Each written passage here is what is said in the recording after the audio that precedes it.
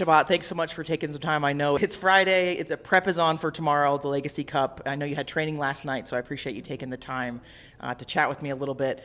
And just want to start last year, where we ended the year, the first season of the WER. You guys ended it by taking home the Legacy Cup, and you essentially set the gold standard for the league, right?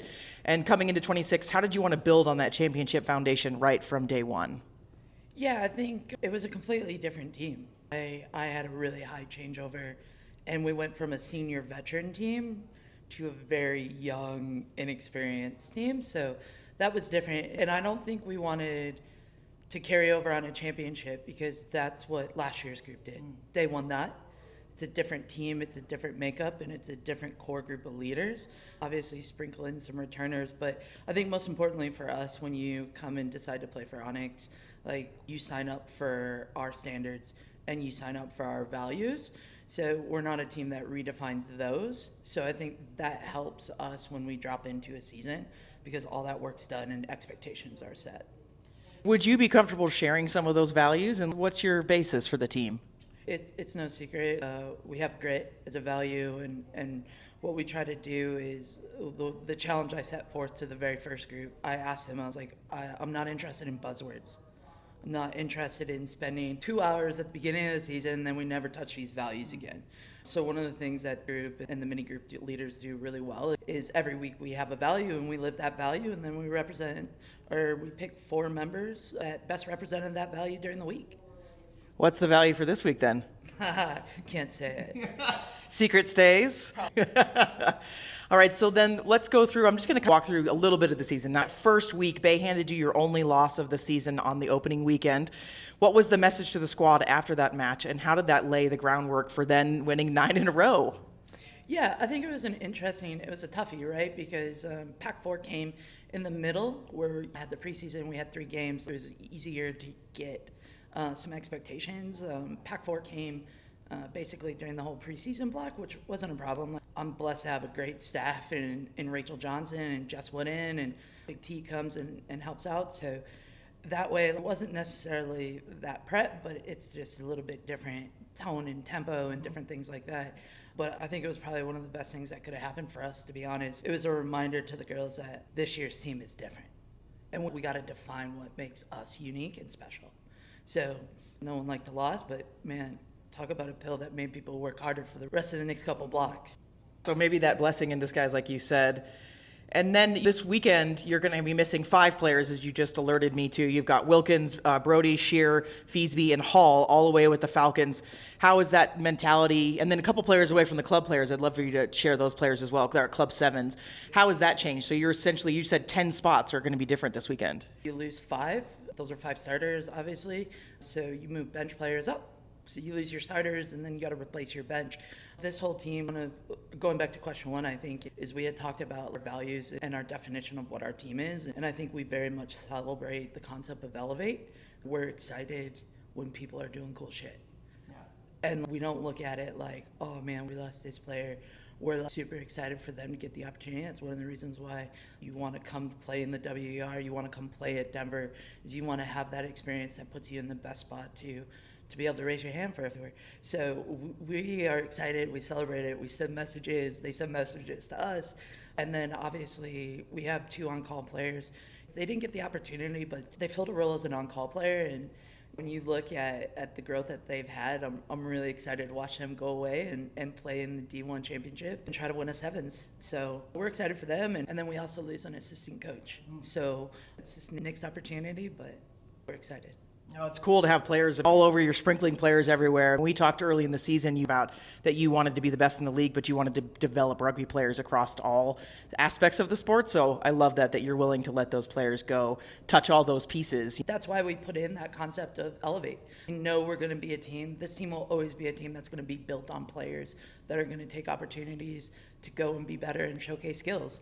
And so there's no point in us fighting it. We might as well embrace it and make it a really positive thing, because as much as we're celebrating them leaving, we're celebrating someone that worked really hard and now gets their opportunity. And there's no guarantee that I give that jersey back.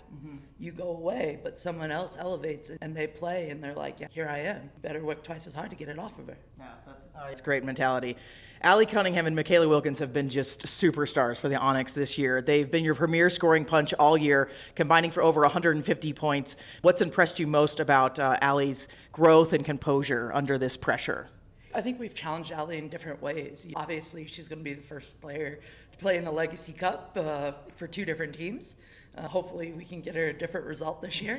It's been fun because she's getting an opportunity to be challenged in different ways. Diego and I run different systems, and we run at different tempos, and she's learning a different backfield rotation. And so all those things I think are really positive for her growth if she goes on to a club in France or a PWR club. All these experiences stack. So pretty happy with the kid. I need her to work hard, but we'll see what we can do.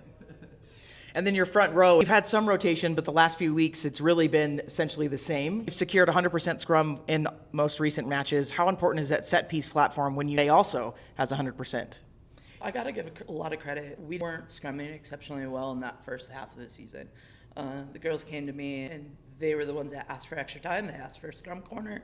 So they carved out time on their own, really invested into that area. And I think you could see a distinct improvement of when scrum corner started and when we weren't doing it. But I think it's pretty impactful, especially in that fourth quarter, essentially, that 60 to 80 minute, where we can make some changes and have a different type of punch.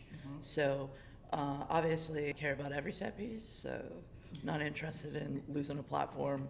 And scrums are so important because scrum starters, they're so much more effective and harder to defend than a lineout. Obviously you have your maul, which is its own set of troubles, but having a good operating, and the bay's excellent. Like Mona Lisa, I'm not interested in tangling with that. Edwards is really good. Paris Hart is really good. I love their young hooker that they have. They're really good, technically good up front. I think Finley's done a great job with that group. Tip my hat to them. So it's a problem. It's an area we've looked at. Hopefully we've developed a good enough plan to get us through with a couple bind changes and some pressure changes, but we'll see. Bind changes, interesting. All right. And then you've got the bench tomorrow. You've got Laura Levine and Gina Solomon, both 19 appearances this over the 2 years with the league. What's the tactical plan for when you unleash? Will you share with us? This is what happens every week, Wendy, is I write out my plan, I put my times on, in about 7 minutes it goes out the door. So my guess isn't even my best guess, but you have a plan. It's going to depend on where it goes. And this is an interesting team because I've played around with different pictures a lot, where I'll load a back-end bench like at Minnesota in game 2. It's not like our first group was shoddy or anything, but I was looking for something very specific out of the second bench. And this is a team that can either start really fast. We went through a period where we would score, we'd have the bonus point in 12 minutes. Yes. Yep. You know what I mean? And then we'd just board and go off script. Right. So it's an interesting team where they have the ability to have bonus point in 12 minutes, but also we have the ability, because we also had the same behavior against Minnesota in that home game, where we gave up almost identical scoreline and then chomped back. So I don't know. I appreciate this group because they stay in systems, they don't panic, they don't get overexcited, and we don't chase a game. So it'll be interesting. I think when you're facing Bay too, you can't control a lot. So they're a fast team also. They want to play physical. So it's an interesting matchup when you look across the board that way too. It's funny when you look at all the teams across, we do pretty extensive previews and different things like that, but Minnesota probably is the closest thing that mirrors us in a lot of ways. And I think the Bay and us, we start at the same point and we want to finish with the same type of outcomes. I think we just go about it left and right. So we're also a weird mirror of each other in a lot of ways, which is interesting because I think a lot of people think of me as pretty structured, really disciplined, but we have a pretty big offload game. And I think the flip side of with Hannah is you think it's free, loose, tons of offloads. We match that, but then she also has a really nice underlying structure. Yeah. So I think that's a little bit of some outside perceptions on that one. Yes, it is. And knowing you two personally, it's almost opposite of your personalities of how you play rugby, which is also funny. You think? I think so. You don't think I'm structured? I don't think you're structured. I don't know you that well. No. I'm probably the more wild card of the two of us, for sure. I love that. So then that takes us to the overtime with the Bay, which was a very interesting game where they scored 26 points before the half, and then you, like you said, chomped back and won that one with Michaela Wilkins scoring the golden goal in overtime. That was just, what a game. And is that what you want for the final tomorrow, or that was unscripted? No, it certainly wasn't part of my plan on the flight over from South Africa.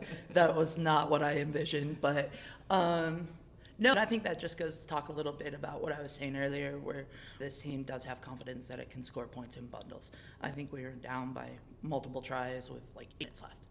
Yeah, I think this is like, what are we doing? Because we squandered a lot of gold zone early in that, and that's been a big problem, an overarching problem for us is we're a team that will get in, and I know our conversion rate's pretty good. Yeah. Not saying it's bad or anything, but particular game, we squandered quite a few lineouts right on the 5 meter. I think we had a really good maul plan put in for that particular game, and when you miss your lineouts and you miss your maul opportunities, it kind of stops getting to options B and C. Hopefully we can get that cleaned up and have our lineout operating pretty quick. So that brings us to tomorrow night. How do you want this match to play out? And what will it take to lift the Legacy Cup for the second straight year? I thought you were asking how I want my night to be. I was going to say, I hope it's weird. No, I mean, like, punched in big shifts. We've done a lot of work. I would like to finish perfect in Infinity. And we have such a good fan base. They're so loyal, like, and come out and support us and fill needs whenever we need them. Community Rugby Colorado is great. So, like, definitely want to reward ourselves first, but then we want to reward the people that have supported it and made it a great experience for everybody involved. Awesome. I appreciate your time, and I know you guys are busy, and I wish you the best of luck in the Legacy Cup. It's going to be a good one to watch. Yeah, it's going to be a banger. The Bay is talented. They're smart. They're well coached. Like, they're players I don't want to deal with, in situationals, and we had different people in different bibs to represent players that are a handful. Really talented team. It's well coached, and they're very good at what they do. So we'll see. Don't miss it, folks.